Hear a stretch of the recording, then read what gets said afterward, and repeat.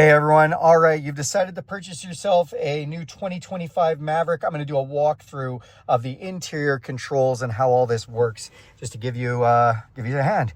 So let's start over on the driver's door. Very simple: power locks, power windows, power mirrors. Over here, that's the cargo light switch.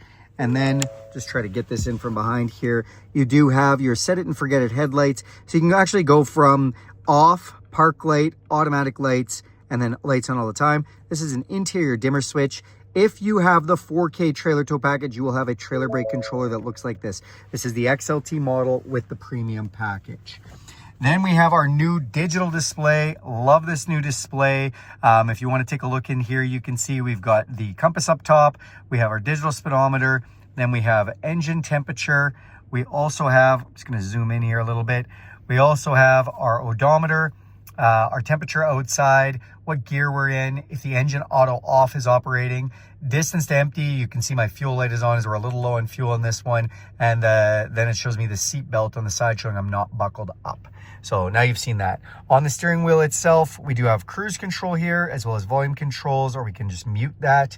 Then over here, we do have controls for that digital display up there. And if I press this menu here, it's just going to let us go down. So we can actually hit something called My View, or we can pick different screens. If I go configure My View, we can check boxes for different screens we want in My View. And if we back out of here, then you can go into trip, fuel economy, now playing, navigation, and tire pressure. And those are all set up in My View. I can customize those.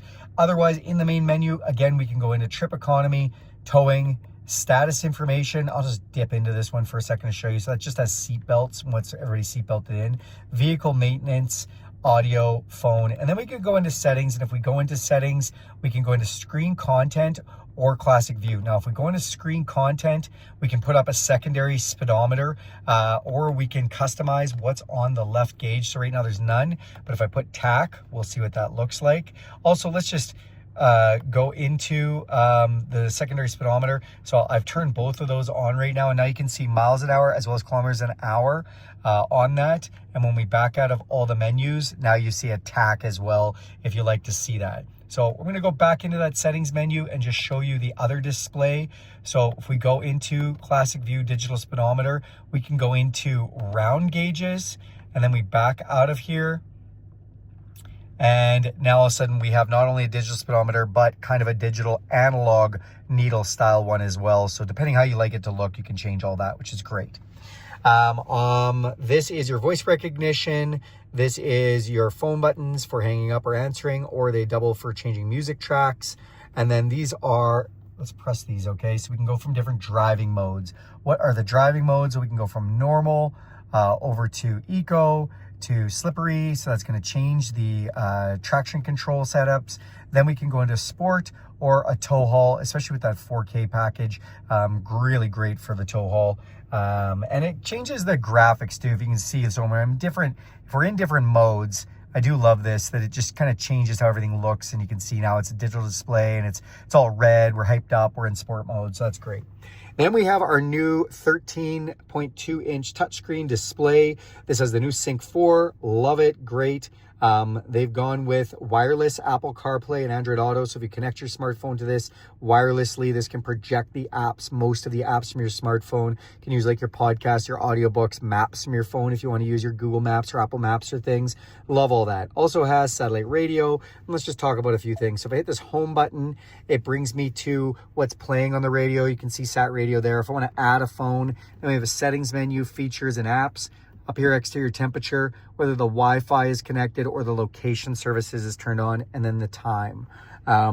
If we tap time, I do love that we can just change the clock settings nice and easy. Go back to the home button there. And then if we go into settings, you can go in and play with a bunch of the settings, including satellite radio, the clock, which we can go in there or tap it, add the phone, sound, vehicle, connectivity, display in general. I'm just going to dip into the general menu, show you this is language, temperature units, measurement units, tire pressure unit, whether it beeps, something about the softwares, and this is where you reset the whole system if you want to factory reset. Now I'm not going to go into sound or display, but if we go into vehicle, this is where you're going to find the vehicle only idle for 30 minutes unless you turn that off. Tell you whether somebody's in the back seat, or, well, if you basically have left somebody in the back seat, it'll tell you to check the doors. The serial number for the modem, how your remote start works, your wipers, your lights, your locks, all that kind of thing. Then as we kind of come over here, you can use the vehicle as a hotspot up to 10 devices. It's got 911 assist. If you crash, it'll kind of know 911 automatically if you're connected with your cell phone, if you turn that feature on. Mobile apps, is not really much for apps for this, just again the Apple CarPlay and Android Auto. You can put it into a valet mode, which gives some limitations. It does over-the-air updates, just like your phone does. This system can update itself, which is really great. And then there's the voice recognition system. So that's kind of into the settings menu. If we dip into the features menu, so we've got a digital owner's manual. We can go into some towing things. So if we get into towing, we can add different trailers so it remembers what you're doing with the trailers. And then we can turn on trailer sway connection, trailer sway control, and trailer connection notification, where it basically just tells you that the vehicle is hooked up to a trailer and asks you what trailer you want to select from your saved trailers. Then the driver assistance, this is all the safety features. So if we go into this one, we do have the lane keeping system. And if we go into lane keeping, we can go into mode and change from alert aid or aid and alert, or we can go into intensity and have a high, normal, or low intensity for that setting. Back out of there, and you've got a pre-collision assist where it can warn you if you're going to get in a collision. It can brake for you. It can heighten the steering, all customizable. You can have a camera delay when you're backing up if you want the camera to stay on after you start going forward a little bit. Blind spot system on and off, park sensors on or off. Cross traffic when you're backing up, letting you know. Cross traffic braking, if it feels like you're going to run into somebody while you're backing up, it can brake for you. And a driver alert, if you've been driving for a long time, it'll give you a little coffee cup and tell you, hey, maybe pay attention to the road. It's been an hour and you haven't really done much. So that's in your driver assistance. And then again, the apps, guys, when we're talking about apps, we're mostly talking about Apple CarPlay and Android Auto. This is new for this year. There is some sort of a YouTube app experience. So basically you scan this QR code and it will bring you to premium connectivity. Explore that at your own leisure. Find mobile apps. Again, there's probably maybe a satellite radio travel app, maybe a Sync4 app. I haven't used them before, but maybe a couple of little apps that you could use. And then just going through this interface, you do have heated seats with a new auto heated seat on here. So it'll just turn on when it needs to and it feels like it's cold out. We have our temperature control, which now you can slide this up or down or hit the plus and minus. Then we do have our heated steering wheel, as this is an XLT. We have auto climate control with 3 different fan settings. Love that. And then we've got our max defrost. So just cranking everything up here, you guys. Turn that off for a second. We go up here and you can actually watch how the vents are moving. So if we want the face, and it shows a little kind of almost animation going there, we can do all 3 at once if we want. This is for our heated mirrors. Then we have recirculation, air conditioning, and the fan speeds. And again, you can go up or down just by doing that. Heated seat on the passenger side. The new little touches of color, volume control, track control. Turn off that screen if you want. So press that button and it turns it to time, or just brings it back. So that just kind of dims all the information. 4-way flashers, max defrost. Again, if you don't feel like touching the screen, you can do it here.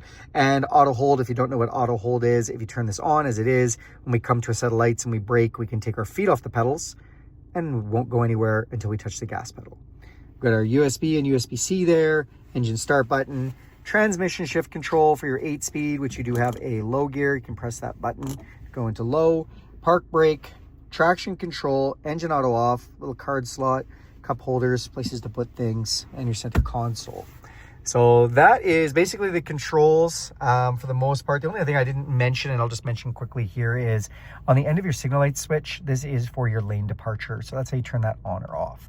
And when we turn it on, it says lane keeping on, and it's a little picture of a vehicle down there. And now you know lane keeping is on. So thanks a lot for watching this video, you guys. Feel free to click subscribe to my channel.